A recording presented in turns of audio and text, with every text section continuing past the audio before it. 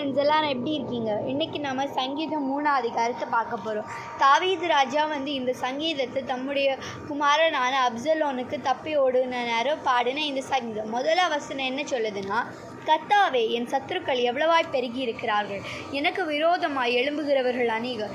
இந்த வசனத்தில் அவர் சொல்கிறாரு, அவர் தன்னுடைய சிங்காசனத்தை விட்டு ஓடுற டைமில் தான் அவருக்கு தெரிஞ்சிச்சு, எனக்கு நிறைய எதிரிகள் இருக்காங்க, அவங்க எனக்கு நிறைய எழும்பி இருக்காங்க அப்படின்னு அவருக்கு அப்பந்தான் தெரிஞ்சுது. அடுத்த வசனம் சொல்லுது, தேவனிடத்தில் அவனுக்கு ரட்சிப்பு இல்லை என்று என் ஆத்துமாவை குறித்து சொல்லுகிறவர்கள் அநேகராக இருக்கிறார்கள்.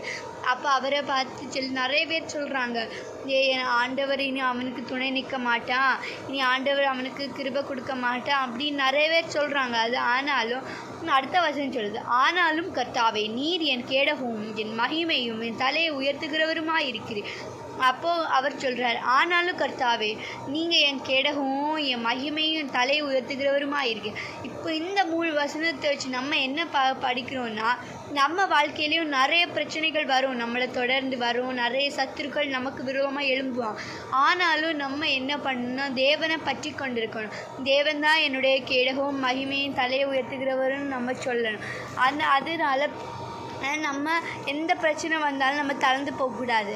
Okay friends, bye friends.